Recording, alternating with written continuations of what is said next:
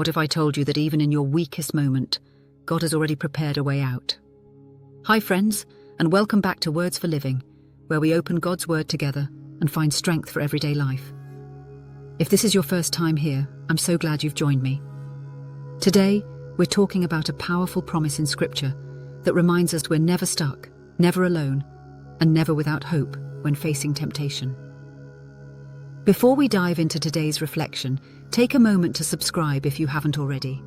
This channel is all about finding peace, wisdom, and strength in God's presence, one verse at a time. I'd love for you to be part of this growing community of faith. Temptation. It's one of those words that carries a quiet weight. It often sneaks in softly, through thoughts, opportunities, distractions, and desires. Sometimes it shouts, sometimes it whispers, but always it pulls. As believers, we aren't immune to temptation. In fact, sometimes it feels like following Jesus makes us more aware of it, more sensitive to the tension between what our flesh wants and what our spirit needs. That's why 1 Corinthians 10:13 is such a lifeline. Paul writes, "No temptation has overtaken you that is not common to man." In other words, you're not the only one. You're not abnormal. You're not uniquely flawed or beyond help. Your struggle is not new, and you're not alone in it.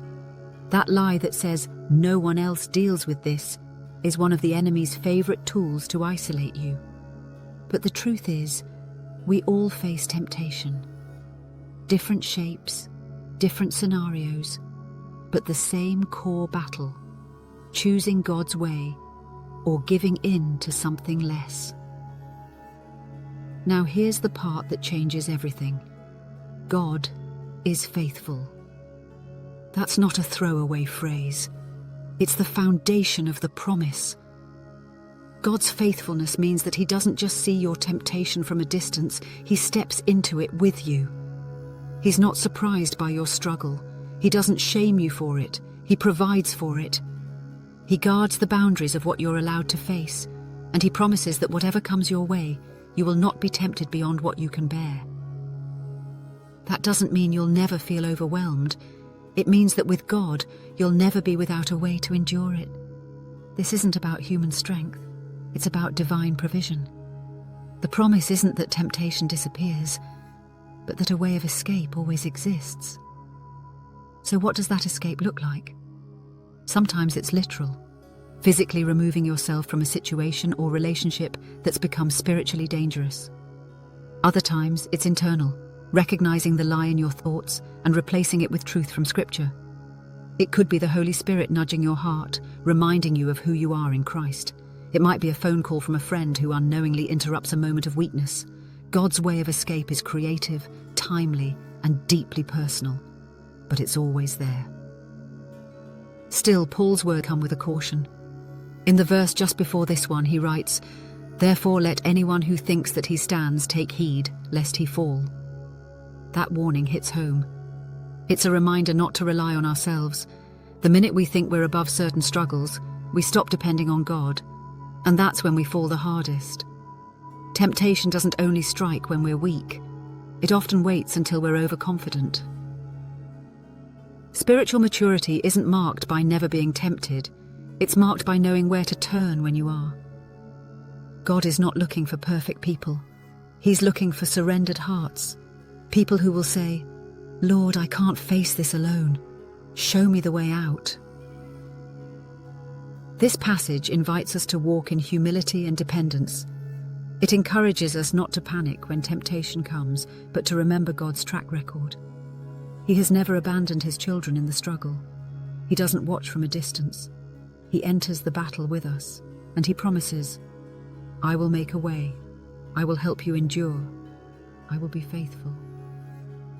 And He always is. So how do we live this out? It starts by paying attention.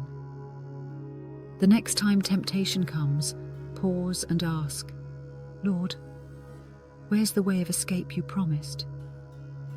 Take a deep breath. Invite God into that very moment. Sometimes the way out is simply a decision to pause, to reach out for prayer, to step away, or to recall a truth from Scripture. Make it a habit to stay close to God through His Word and prayer, not just when you're tempted, but daily. The more familiar you are with His voice, the easier it becomes to recognize the off-ramps He provides when the pressure rises. And don't go it alone. Invite trusted friends into your journey. Let someone know where you struggle, and let them help you see what you might miss. Let's pray together. God, thank you that you are faithful. Thank you that even in my weakest moments, you never leave me without help. You promise a way of escape, and I want to learn how to see it and take it. Help me to recognize temptation when it comes, and give me the courage to choose your path over my own. I admit I can't do it alone. I need your strength every day. Keep me humble, keep me close, and remind me that victory is possible because of you. In Jesus' name, amen. If today's message encouraged you, I'd love to hear from you in the comments. What stood out to you from this verse? Or is there a situation where you've seen God make a way of escape? Don't forget to like the video if it helped you, or share it with someone who might be struggling right now. And if you haven't subscribed yet, I'd love to have you join me for more devotionals like this every day. Together, we're learning how to walk closely with God, one verse at a time. Until next time, keep seeking His presence, stay rooted in His Word, and remember, God is faithful. Always.